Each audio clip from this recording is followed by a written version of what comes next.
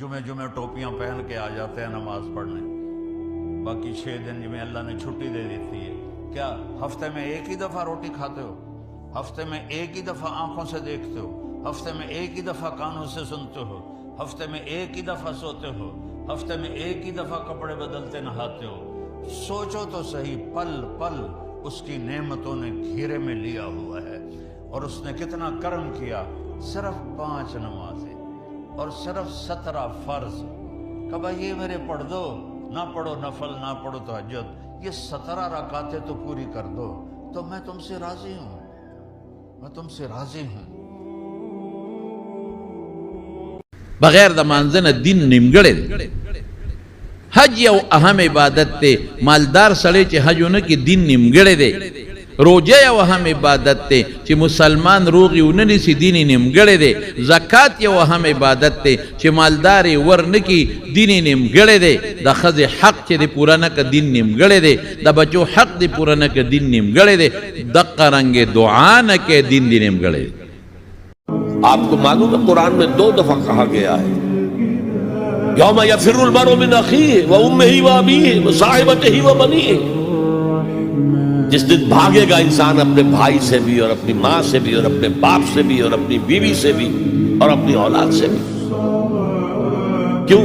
نفسی نفسی نفسی نفسی نفسی نفسی، مجھے بچا لیا جائے، مجھے بچا لیا جائے، میری اولاد کو جھونک دو، میرے ماں باپ کو جھونک دو، میری بیوی کو جھونک دو، بیوی کہے گی میرے شوہر کو جھونک دو، مجھے بچا۔ یہی نفسی نفسی دنیا میں رہے آپ کی، مجھے اپنے آپ کو بچانا ہے سب سے پہلے، اور پھر مجھے اپنے سب سے پہلے آل اولاد کو بچانا ہے۔ یا ایھا الذین آمنوا قوا انفسکم واہلیکم نارا، اے ایمان والو بچاؤ اپنے آپ کو اور اپنے اہل و عیال کو آگ سے۔ رسول اللہ صلی اللہ علیہ وسلم فرمائے اور دا حدیث خواہ کما دا اڈر کولے دا اللہ نما سوا بل چاہتا سرخ کا تکولے سجدہ جیز وا لأمرت النساء ان یسجدن لبعولتہن، ما بخضو تا حکم کرے چخپلو خاوندانو تا سجدے لگئے۔ ننصبا خدے سڑی و تا سجدے لگئی، دا خضو سجدے خو من دی سجدہ خو غیر اللہ تا من دا، ما با حکم کڑیو چی سجدہ و تولن سوا چی کور تراشی نو لاولی وی پلان کے دیکھ وراشی چی پخپود لپریودن چی سلام خود ارماندے واچوں کر۔ حضرت عمر رضی اللہ تعالیٰ نے دیکھا 2 آدمی مسجد نبوی میں اونچی اونچی بات کر رہے تھے، تو آپ نے ایک کنکر اٹھایا اور ان کو ایسے پھینکا، جب ان کے سامنے گرا تو انہوں نے مڑ کے دیکھا تو حضرت عمر نے ایسے اشارے سے بولا مسجد نبوی میں، تو وہ آ گئے، کہا کہاں سے آئے ہو؟ کہا یہ طائف سے۔ کہ اگر تم مدینہ کے ہوتے تو مار مار کے تمہارے چہرے میں خونی کر دیتا، تم نبی کی مسجد میں اونچی آواز سے بول رہے ہو۔ یہ ساری مسجدیں مسجد نبوی سے جڑی ہوئی ہیں، بیت اللہ سے جڑی ہوئی، ان میں نعرے کبھی زندہ آباد کبھی مردہ آباد، یہ کیا امت نے طریقہ اپنا لیا ہے۔ سلطان عبد المجید نے جب مسجد نبوی بنائی، جو سیکنڈ لاسٹ تھا ترکی بادشاہ، تو اس نے ساری دنیا سے کاریگر بلائے، ان کو استنبول میں ایک بستی میں ٹھہرایا اور کہا اپنے ہر ہنر والا اپنے بچے کو حافظ بنائے اور اپنا ہنر سکھائے۔ تو سب نے ایک ایک بچہ حافظ بنایا، اپنا تعمیراتی ہنر سکھایا، تو 3000 حفاظ اور کاریگر تیار ہوئے۔ ان کو سلطان عبد المجید نے مدینہ بھیجا اور انہوں نے مسجد نبوی کی تعمیر شروع کی۔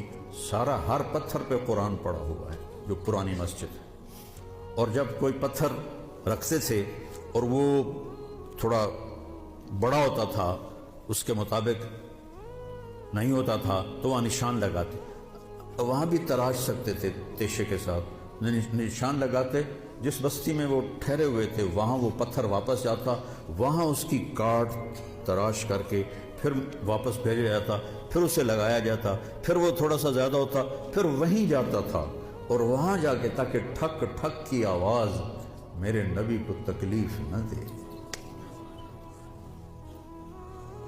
میرے نبی تو اپنی قبر میں زندہ ہیں تاکہ ان کو تکلیف نہ ہو۔ تو پھر اس کو واپس لا کے پھر جوڑا جاتا تھا. ایسے ہی بیت اللہ بنا, وہ جو پرانا اب انہوں نے گرا کے نیاب کر دیا. تو ہر پتھر پہ قرآن پڑھا گیا ہے, ہر پتھر پہ, اور مسجد کا ادب ایسا تھا. پھر اس کے بعد یہ نئی مسجد, ہر سال میں جاتا تھا, میں دیکھتا تھا وہ کاریگر سگریٹ پی رہے ہوتے تھے, دھواں اڑا رہے ہوتے تھے, اور ساتھ تعمیر کر رہے ہوتے تھے. نہ وہ عشق میں رہیں گرمیاں, نہ وہ حسن میں رہیں شوخیاں, نہ وہ غزنوی میں تڑپ رہی, نہ وہ خم ہے زلف ایاز میں. وہ زمانہ ہی بدل گیا. وہ مسلمان آئے عشاق گئے وعدہ فردہ لے کر, اب انہیں ڈھونڈ چراغ رخ زیبا لے کر. ربیع الاول آتا ہے, ہم ڈھول ڈھول بجا کے پھر فارغ ہو جاتے ہیں کہ جیسے صرف میرے نبی 12 دن کے لیے تھے. اور محرم آتا ہے, ہم رو دھو کے پھر ایسے ہو جاتے ہیں جیسے بس حسین کی قربانی 10 دن کے لیے ہے. بھائیو, ہم نے رسم و رواج کو دین بنا دیا. میرے نبی پل پل کے لیے ہیں, لمحے لمحے کے لیے. میرا ہر لمحہ میرے نبی کی غلامی میں ہو تو میں نے ربیع الاول کو منایا ہے. آج ہم نماز کو چھوڑ کے ذلیل ہو گئے. قیامت کا منظر ہوگا, نام حق کی عبارت اٹھا کے دیکھ لو. روز محشر کے جہاں گداز بود اولی پرسش نماز. قیامت کا دن جان کو پگھلانے والا ہوگا اور پہلی پرسش نماز. سیدنا عمر فاروق رضی اللہ عنہ فرماتے ہیں اسلام اور کفر میں فرق نماز ہے. جو نماز کا نہیں ہے نا وہ نبی کا نہیں ہے, وہ شریعت کا نہیں ہے. یا جس کو اللہ کے بلانے پہ نماز کی فکر نہیں. سنو, بستر سے اٹھا کے میرا ایمان مجھے مسجد نہیں لاتا تو یہ ایمان مجھے قبر سے اٹھا کے جنت بھی نہیں لے. مجھے کچھ نماز کا معاملہ دیکھنا چاہیے. تو مسلمانیت میں نماز شرط ہے. نماز اپنے طریقے اور وضو اور اپنے معاملات کے مطابق. میرے دوستو, رسول اقدس صلی اللہ علیہ وسلم ٹھہرے تھے, خزاں کا موسم تھا. حضرت ابو ذر کو فرمایا یوں لکڑی کا درخت تھا تو پکڑ کے فرمایا, یوں ہلایا. ابو ذر کیا ہوا؟ سیدنا جندم بن جنادہ, حضرت ابو ذر غفاری کا نام ہے رضی اللہ عنہ. ابو ذر کیا ہوا؟ کہ یا رسول اللہ, آپ نے ہلایا, پتے جھڑ گئے, پتے گر گئے, پتوں سے شاخ فارغ ہو گئی. ہو گئی کہ اگر مسلمان بندہ یوں 5 وقت کی نماز کی پابندی کرے, گناہ یوں جھڑ جھڑ. یہ رسول اکرم صلی اللہ علیہ وسلم فرمایا. اللہ کے رسول صلی اللہ علیہ وسلم نے ارشاد فرمایا. اور آج ہم بیٹھے ہوئے جی میں تو بڑا گناہگار ہوں, تو نماز پڑھ دے کڑی موت پوندی ہے. ہمیں نماز کے لیے کوئی فکر نہیں. میں ہنسنے کے لیے نہیں, درد دل کے رونے کے لیے تمہیں کہہ. ہمیں نماز کے لیے میں ایک جملہ کو, آؤ یار نماز دے آؤ, میرے کپڑے تھوڑے پلیت ہیں یار, فلونے دا ولیمے آجلو نہیں. اچھا میں کپڑے تبدیل کر کے آؤں دا. ولیمے واسطے کپڑے تبدیل تھی دیں, کپڑے وٹا کے آ سکتا بندہ, نماز واسطے گلگوٹو پاؤں.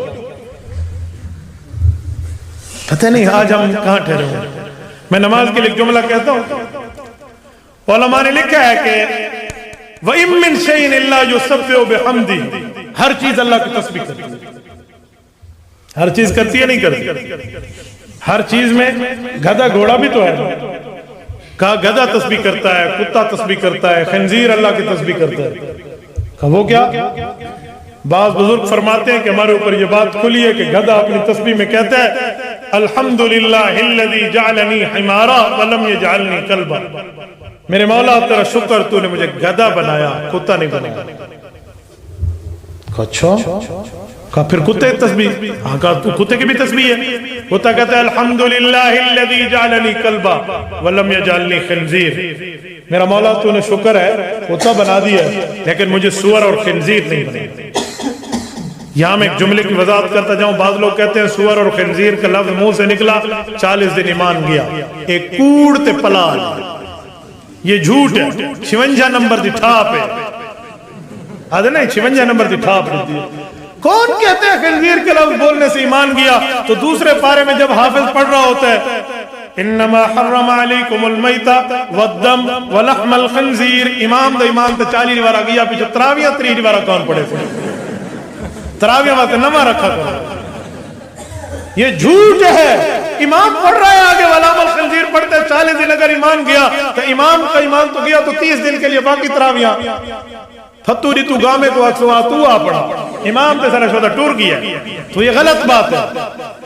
تو کتا تسبیح کرتے ہوئے کہتے ہوئے یقول الکلب الحمدللہ الذی جعلنی کلبا ولم یجعلنی خنزیر، میرے مولا شکر تو نے مجھے کتا بنایا، مجھے خنزیر نہیں بنایا۔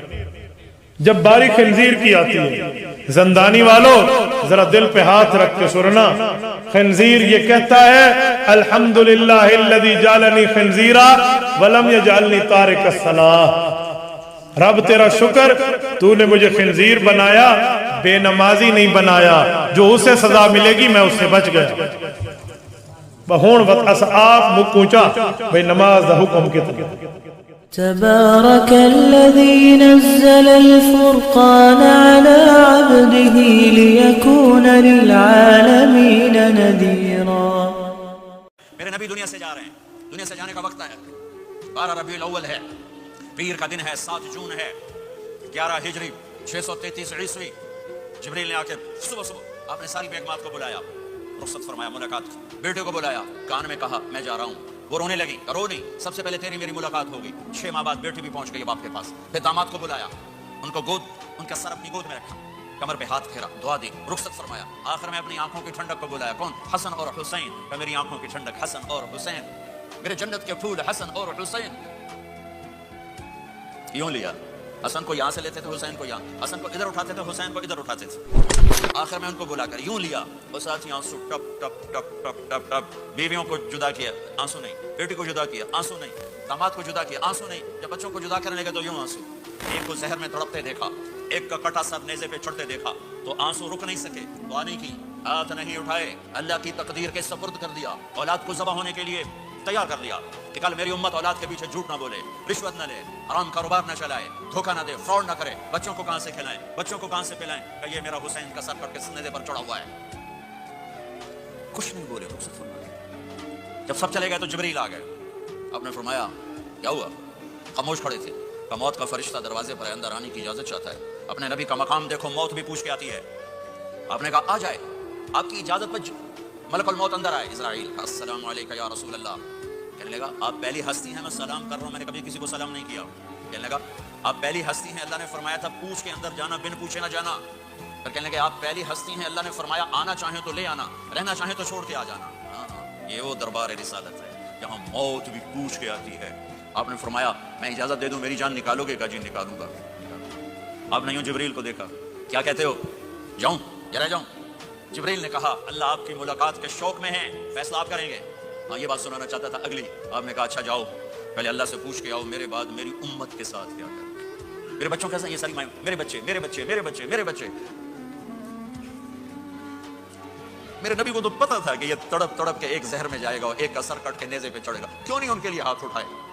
ہمارے لیے کیوں روئے کہ جاؤ اللہ سے پوچھ کے آؤ میرے بعد میری امت کے ساتھ کیا کرے گا، میں پھر جواب دوں گا۔